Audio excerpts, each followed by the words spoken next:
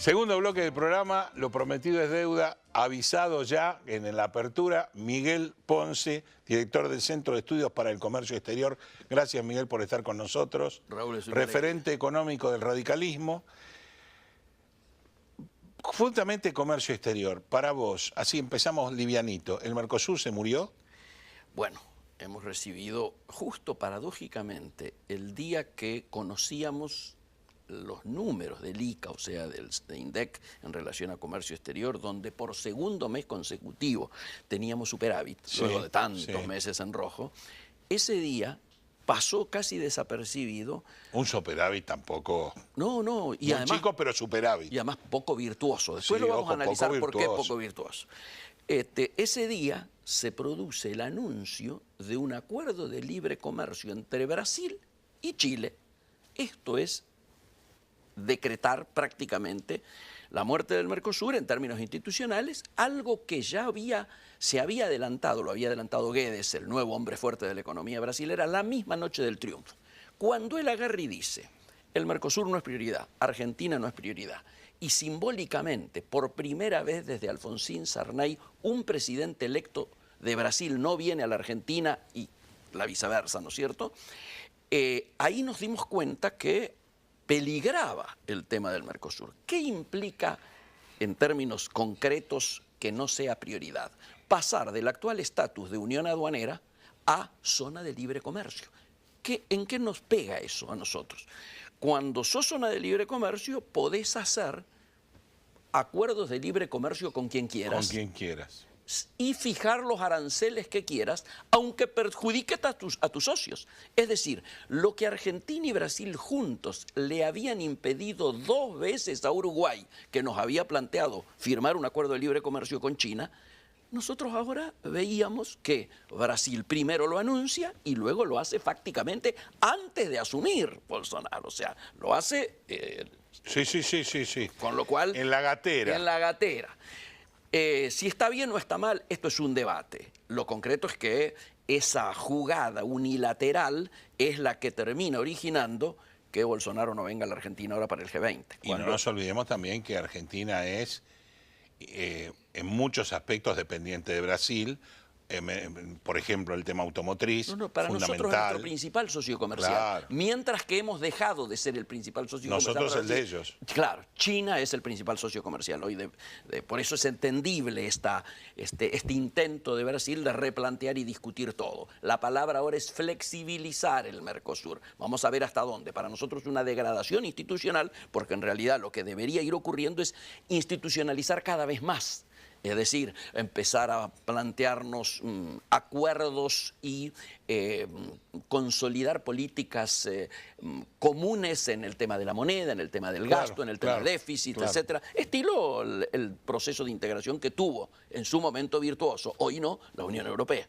Pero habríamos dicho lo del déficit que me quedó picando, de un déficit no virtuoso, ¿por qué? Porque estaría bueno, ¿no es cierto?, que se debiese a un aumento de las exportaciones importante y no a esto que ha ocurrido, que hemos tenido el mes de menos importaciones desde que asumió Macri. Y si nosotros miramos y tenemos en cuenta que la matriz importadora de Argentina es netamente productiva, en estos momentos el 83% de lo que se importa es bienes de capital, insumos, partes y piezas, bienes intermedios. ¿Para qué? Para la industria, el campo y la infraestructura de servicios públicos y privados, es decir, netamente productiva. El principal motivo del superávit es la recesión. Es decir, al caer la industria 5,8, como nos hemos enterado ahora en septiembre, al caer las pymes, la industria pyme, 5 puntos en octubre, estamos entrando a lo que posiblemente se termine transformando en la peor recesión de la historia argentina. Hoy por hoy no lo es, porque los números del 2001 obviamente son superiores. Pero estamos viendo... Estamos en recesión y estanflación. Estanflación sería estancamiento con inflación.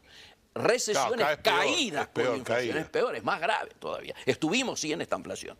Ahora ya técnicamente estamos en recesión. Y los que le prometieron al presidente que esto iba a ser una V corta, es decir, una caída y un rápido rebote, ahora reconocen que los que dijimos de entrada que iba a ser una L, es decir, una caída y un largo tiempo manteniéndose bajos niveles de actividad, están empezando a reconocerlo. El tema es la dimensión de la L, es decir, cuánto va a ser la profundidad de la caída del nivel de actividad. ¿Hasta dónde va a estar la y L? hasta dónde va a llegar. Y acá empiezan las diferencias.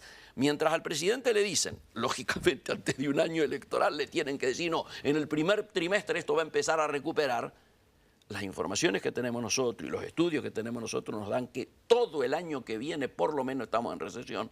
Algunos creemos que el 2020 también estamos en recesión. Sí. Y hasta hay pronósticos que recién el rebote empezaría a notarse el 2022. Es decir, con toda la graduación de lo que vamos viendo. Obviamente, esto no es homogéneo, no a todo el mundo le va mal en la feria. No, seguro, seguro. Pero concretamente... Hablemos de la mayoría. Hablemos de la mayoría. Concretamente, la caída del PBI que está viendo en estos momentos es altamente peligrosa y empezamos a mirar la peor cara. Cuando la misma noche que nos enteramos por los medios que íbamos al fondo, que íbamos a un stand-by en el fondo, yo logré reunir de emergencia la Comisión de Economía de la Convención Nacional de la Unión Cívica Radical y rápidamente dijimos, además de que no es necesario, ¿por qué no era necesario? Hablamos con 4 expresidentes de Banco Central, 2 nuestros, Alfonso Pratgay y Martín Lustó, y 2 no, o sea, extrapartidarios, Martín Redrado y Blecher. Los 4 nos dijeron que no era necesario. ¿Por qué? Porque no teníamos una crisis de pago de deuda en ese momento, inminente. No teníamos una corrida bancaria, que la gente estuviera sacando el dinero de los bancos. Al contrario, los bancos están muy sólidos. Lo que teníamos era una crisis cambiaria. Cambiaria, sí. Y se podía manejar con herramientas ortodoxas o heterodoxas y sin necesidad de ir al fondo. Ahora, habiéndose tomado la decisión del fondo, obviamente es elemental que además de perder autonomía para la toma de decisiones nacionales en el terreno económico, hay 3 grandes consecuencias en cualquier stand-by. El primero, la baja del poder adquisitivo, ¿no es cierto? Hemos pasado de ser primeros en Latinoamérica a ser 6º o 7º, ¿sí? Segundo, la recesión, que es lo que estamos viviendo, y en combinación con estas dos, una tremenda desocupación.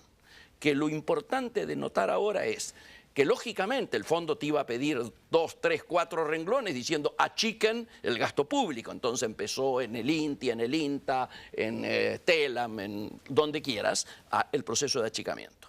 Después vinieron las pymes.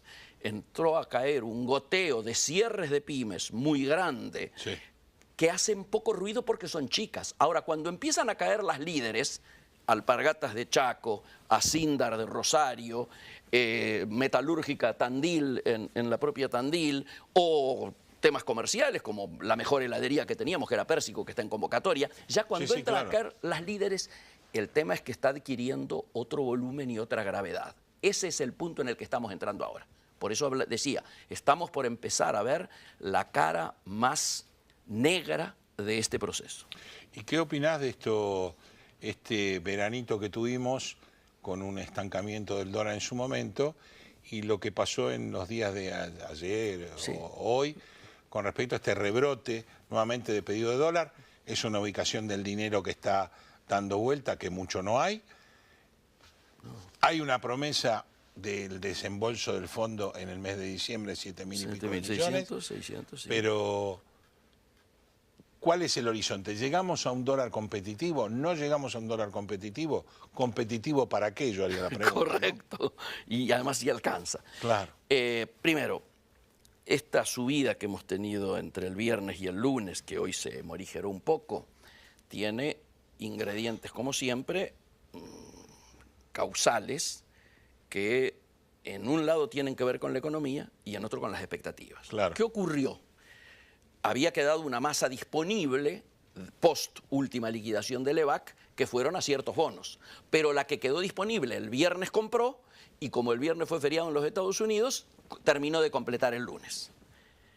Lo más preocupante para mí son las políticas. ¿Cuáles son las políticas? Fin de semana, Clarín da a conocer por primera vez, y digo no casualmente, es decir, Clarín da a conocer por primera vez una encuesta en la cual Cristina Fernández le gana a Macri en primera vuelta y le gana si hubiera balotaje.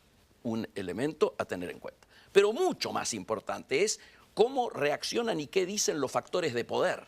Cuando el señor Gorbokopatel dice hace 48 o 72 horas, no importa que vuelva Cristina, lo importante es que no se rodee de las que estaba rodeado, o sea, que mejore su entorno, es un indicador. Lo dice Gorbokopatel, lo está diciendo la soja. Sí, sí, claro. Pero más aún, cuando la Unión Industrial Argentina sale a decir, no creemos más en este presidente, el que vote nuevamente esto se está suicidando, no lo dice cualquiera, el presidente no lo puede decir, entonces ¿a quién manda? A Méndez, que es más fuerte que este presidente, que el último presidente anterior. Esto en la UIA suele ser bastante común. Común, sí. Urtubey dice, de la UIA dice cosas bastante parecidas. Bueno, va a haber 1000 pymes concentradas en el Congreso el día 6. Acabo de hablar hoy con uno de los dirigentes y referentes más importantes a nivel nacional del tema PYME, justamente porque la situación que están viviendo es desesperante.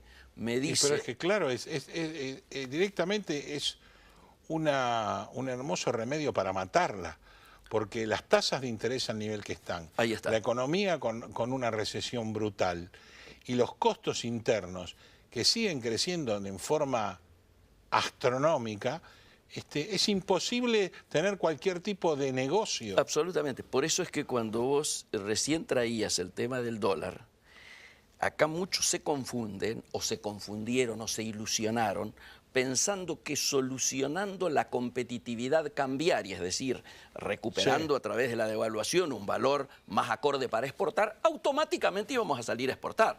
Yo lamento que se haya ido Spadone, pero mi amigo el embajador en China, Gellar, me decía, cuando yo estuve allá jugamos una apuesta y se la gané por una semana, me dijo. ¿Por qué? Porque él había dicho que antes de fin de año, cuando se larga el camino de la seda, que estuvimos juntos aquella vez, él iba a conseguir que, además de la carne enfriada y con hueso, pudiera entrar carne congelada, sin hueso y corderito patagónico, con lo cual salvábamos una economía regional que hace 10 años está en crisis, la de la Patagonia. En lugar de, él me dijo, antes de fin de año lo tengo sacado. Lo sacó finalmente. Yo le dije que no, y lo sacó finalmente en enero o febrero. Pero me llama el otro día y me dice, pese a la devaluación, no estamos pudiendo entrar, porque estamos caros. Estamos caros. ¿Por qué? Nos queda un minuto, Miguel. Dale. Listo. El tema de la competitividad no es solo la competitividad cambiaria. Si vos seguís teniendo los impuestos más altos de la región, si las tasas de interés son las que son y no hay crédito, si no elaborás programas especiales para cada uno de los sectores, no es lo mismo la problemática de los limones que la problemática de la cuenca lechera, etcétera, etcétera. Entonces, la agenda de la competitividad estuvo parada 2 años con Cabrera. Lalo Sica, que es un tipo que comprende mucho esto, lamentablemente le toca jugar en la cancha del fondo. Llegó tarde. En efecto, pese a sus buenas intenciones. Muchas gracias, Miguel, nos entendemos perfectamente. Y bueno, esperemos que... Yo escucho los discursos, ¿no?, de los políticos de este gobierno tan perdidos que están, y me asombra que sigan tirando cifras y fechas. La verdad que me asombra. No prometan más. Claro, es el nene que se golpea contra la pared y sigue golpeándose. No me mienta más. Gracias por haber estado. No, gracias a vos, Raúl. Una pequeña pausa y venimos a hablar con el doctor Peña un poquito más de problemas, un poquito más nomás, ¿eh?